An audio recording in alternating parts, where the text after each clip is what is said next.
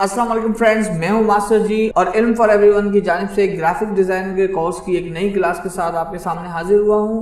पिछली क्लास में हमने ये सीखा कि एडोबी इलस्ट्रेटर के लेआउट क्या होते हैं, हम किस तरीके से उनके वर्क स्पेसेस के साथ खेल सकते हैं, अपनी मर्जी का वर्क स्पेस या लेआउट बना सकते हैं। यहाँ पर हमने देखा कि मुख्तलिफ किस्म के लेआउट जो हैं हमें एडोबी इलस्ट्रेटर भी प्रोवाइड करता है, जो हमारे वर्क स्किल्स को इम्प्रूव करता है। हमने देखा कि मुख्तलिफ किस्म के वर्क स्पेसेस हैं जो पहले से मौजूद हैं। साथ ही साथ हमने सीखा कि हम अपना वर्क स्पेस किस तरीके से बना सकते हैं और हमने ये भी सीखा कि मुख्तलिफ वर्क स्पेस का क्या फ़ायदा होता है। एक अच्छा ग्राफिक डिज़ाइनर क्यों अपना कस्टम लेआउट या वर्क स्पेस बनाता है। फ्रेंड्स, आज की इस क्लास में हम कुछ टूल्स के बारे में सीखेंगे और वो टूल्स क्या हैं? Selection tool, direct selection tool और ग्रुप सिलेक्शन टूल। तो चलिए इस क्लास को शुरू करते हैं।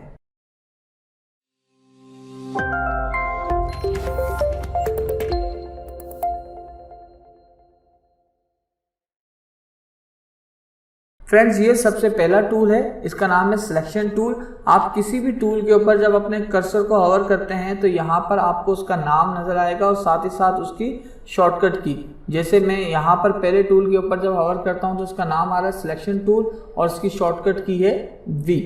मैं इसको लेफ़्ट क्लिक करूँगा, लेफ़्ट क्लिक करने से ये एक्टिव हो जाता है। अब इसके फंक्शन क्या क्या है उसके लिए मैं एक छोटी सी शेप बना लेता हूँ।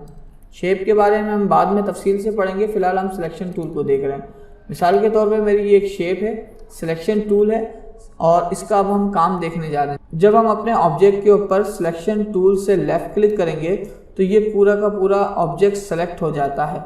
इसको हम यहाँ से मूव कर सकते हैं, लेफ़्ट क्लिक करके होल्ड करके हम अपनी मर्ज़ी से कहीं पर भी इसको प्लेस कर सकते हैं। सिलेक्शन टूल का दूसरा काम क्या होता है कि ये आपके ये जो कॉर्नर्स नज़र आ रहे हैं, यहाँ पर ये जो पॉइंट्स हैं, इसको हम कहते हैं एंकर्स। ये जो मुख्तलिफ एंकर्स आपको नज़र आ रहे हैं, ये उनको पकड़ कर यानी कि लेफ़्ट क्लिक दबा के रखेंगे तो उसके साइज़ को छोटा या बड़ा कर सकता है। आप स्केलिंग कर सकते हैं इसकी मदद से। जिस एंकर को पकड़ेंगे आप, उस एंकर की मदद से आप इसके साइज़ को रीसाइज कर सकते हैं। इसके अलावा आपको ये सर्कल नज़र आ रहे होंगे, हर कॉर्नर के साथ ही आपको ये सर्कल नज़र आ रहा होगा और जैसे ही आप माउस उसके पास लेकर जाएंगे आपके माउस के नीचे एक आर्क भी बन जाता है। तो आप इसको लेफ़्ट क्लिक करके पकड़ के रखेंगे और इसको जैसे ही आप नीचे ड्रैग करेंगे तो देखेंगे ये चारों के चारों कॉर्नर्स जो हैं वो राउंड होना शुरू हो गए हैं। और अगर आप इस सर्कल को सेलेक्ट करके ड्रैग करने के बजाय वन टाइम लेफ़्ट क्लिक करते हैं तो ये देखें इसके अंदर का डॉट गायब हो गया है, ठीक है। और अब ये बाकी इन डॉट से डिफरेंट है, यानी कि ये अनलॉक हो गया है। अब जब आप इस पर लेफ़्ट क्लिक करके ड्रैग करेंगे तो सिर्फ यही वाला कॉर्नर कर्व में कन्वर्ट होना शुरू हो जाएगा, ठीक है। ये देखें, अब मैं इस पर भी आता हूँ और लेफ़्ट क्लिक करता हूँ और इसको डिसकनेक्ट करने के बाद अब मैं ड्रैग कर रहा हूँ तो मैंने इसको भी यहाँ तक ले आया। तो आपने देखा कि किस तरीके से हमने सिंगल कर्व किया। कंट्रोल Z प्रेस करके मैं अपने ऑब्जेक्ट को दोबारा अपनी पुरानी हालत में लेकर आता हूँ। तो सिंगल क्लिक करके जब आप इसको ड्रैग करेंगे तो ये चारों के चारों कॉर्नर्स जो हैं वो राउंड होना शुरू हो जाएंगे। और अगर आप वन टाइम किसी भी कॉर्नर पर सिलेक्ट करते हैं, बाकी जितने भी नोड्स हैं उससे अनबाउंड हो जाएगा और सिंगल सेलेक्ट करके फिर आप इसको अपनी मर्जी से चेंज कर सकते हैं। इसके और भी इस्तेमालात हैं जो वक्त के साथ साथ हम सीखते रहेंगे। अब हम बात करते हैं अपने नेक्स्ट टूल की। नेक्स्ट टूल पे जाने से पहले आपको एक चीज़ और मैं बता दूं कि कुछ टूल्स ऐसे हैं जो बिल्कुल आपको इस तरह के सादे आइकन में नज़र आएंगे और कुछ टूल्स ऐसे हैं जिनके आइकन के नीचे एक छोटा सा एक डॉट टाइप का आपको नज़र आ रहा होगा और ये भी एक ड्रॉप डाउन मेन्यू का एक आइकन है।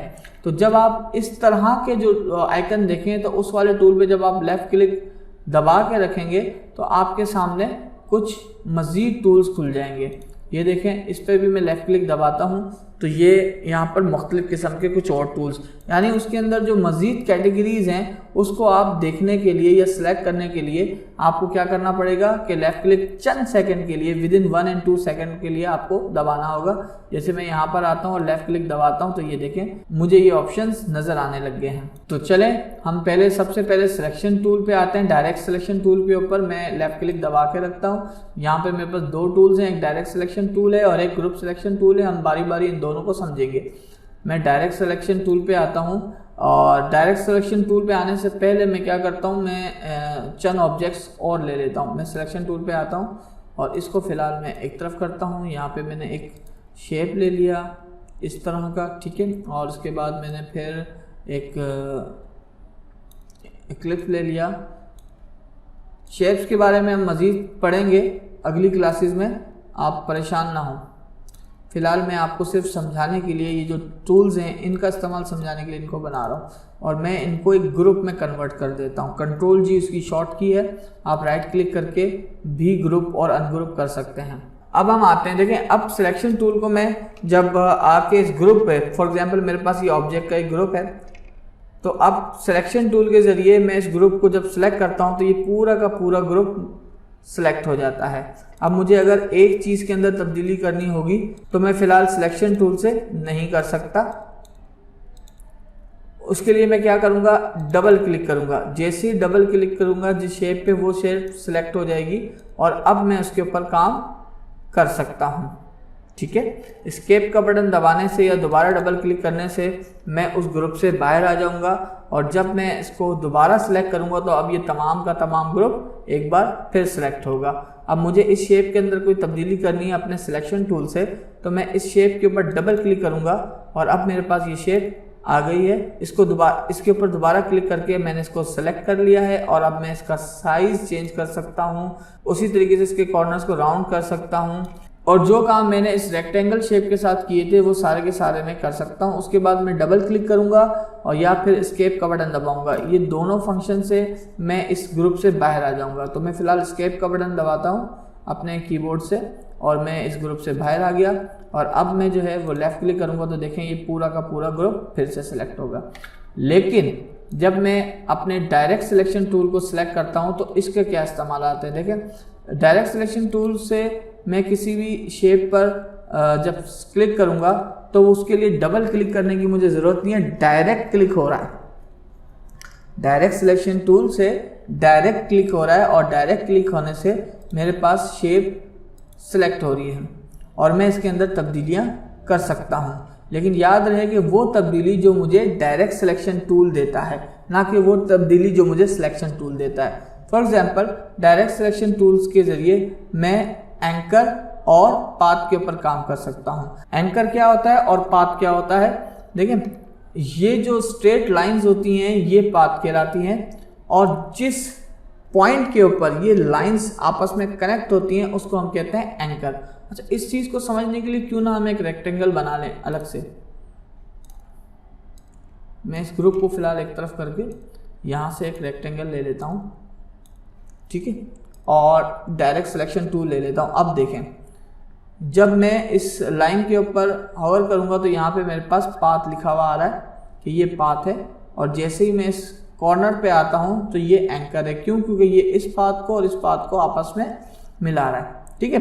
तो मैं क्या कर सकता हूँ, मैं जब सिलेक्शन टूल के ज़रिए इस ऑब्जेक्ट को सिलेक्ट करता हूँ तो मैं इन तमाम के तमाम नोड्स के ऊपर एक साथ काम करूँगा। अगर मुझे सिर्फ और सिर्फ इस नोड के ऊपर काम करना है तो मैं नहीं कर सकता। आपने नोट भी किया होगा कि मैंने हल्का सा यहाँ पे लेफ़्ट क्लिक करके एक ड्रैग करके एक अहाता और एक सिलेक्शन बनाने की कोशिश की कि सिर्फ ये वाला जो कॉर्नर है वो सिलेक्ट हो, लेकिन ऐसा कुछ भी नहीं है। लेकिन जैसे ही मैं डायरेक्ट सिलेक्शन टूल्स के ऊपर आता हूँ और मैं इसी तरीके से इसको सिलेक्ट करने की कोशिश करता हूँ तो आप अगर गौर करें अब मेरे पास ये एंकर सिलेक्टेड है और ये वाला मेरे पास नोड सिलेक्टेड है जिसके ज़रिए मैं इस कॉर्नर को कर्व कर सकता हूँ, ठीक है।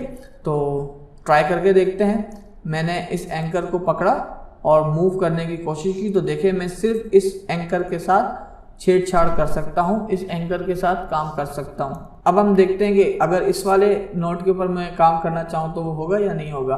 तो मैं क्या करता हूँ, हल्का सा ड्रैग करके इस कॉर्नर को सिलेक्ट करता हूँ और ये जो नोड है इसको पकड़ के मैं कर्व करने की कोशिश करता हूँ। तो ये देखें मेरी जो शेप है उसके अंदर तब्दीली हो रही है। ठीक है, तो एक तो इस तरीके से आप डायरेक्ट सिलेक्शन टूल के साथ काम कर सकते हैं कि आप उसके पाथ को पकड़ के, उसके जो नोड हैं उनको पकड़ के आप काम कर सकते हैं और अपनी शेप के अंदर तब्दीली ला सकते हैं।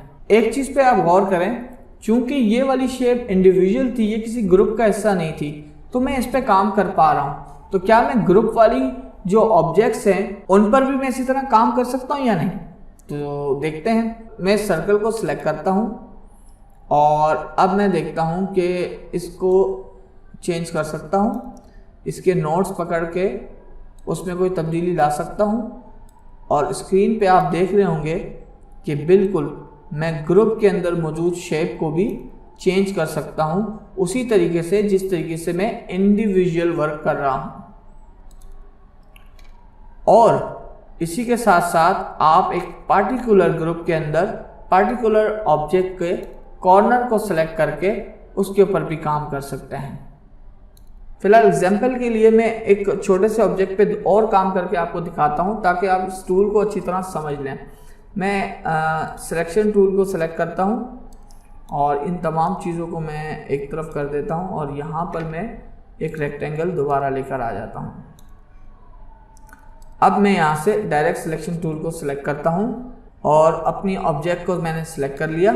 ऑब्जेक्ट को सिलेक्ट करने के बाद मैं आपको एक चीज़ बता दूं कि मैंने अभी तक जो काम करना बताया आपको वो कॉर्नर्स के ऊपर है, ठीक है, और साथ ही साथ मैं उसको किस तरीके से कर्व में कन्वर्ट कर सकता हूँ ये भी बताया। अब हम पाथ के ऊपर थोड़ा सा काम कर लें। देखिए इस पाथ के ऊपर लेफ़्ट क्लिक करता हूँ, ये पाथ सिलेक्ट हुआ है, तो मैं देखूँगा कि मैं अपनी ऑब्जेक्ट के पाथ को चेंज करने की कोशिश कर रहा हूँ और उस पाथ के साथ पूरी ऑब्जेक्ट उस शेप में आ रही है। ठीक है, इस पाथ को भी मैं सिलेक्ट करके और इसको मैं मूव करना चाहूँ तो ये इस तरीके से मूव कर रहा है। अब मैं इस कॉर्नर को यहाँ पे लेकर आना चाहूँ, यहाँ पे ला सकता हूँ। इस कॉर्नर्स को मैं मूव करना चाहूँ, इसको मूव कर सकता हूँ और जो मेरी शेप है वो मुकम्मल तौर पे तब्दील हो गई है। ठीक है, तो इस तरीके से मैं पाथ के ऊपर भी वर्क कर सकता हूँ और साथ ही साथ इसके जो कॉर्नर्स हैं, जो नोड्स हैं और जो एंकर्स हैं उसके ऊपर भी मैं काम कर सकता हूँ। मेरे ख्याल में डायरेक्ट सिलेक्शन टूल के हवाले से अच्छी खासी मालूमात मिल गई है। तो अब हम थोड़ा सा ग्रुप सिलेक्शन टूल को भी देख लेते हैं। ग्रुप सिलेक्शन टूल जो है हमारा, इसके लिए मैं इसी ग्रुप को यहाँ ले आता हूँ।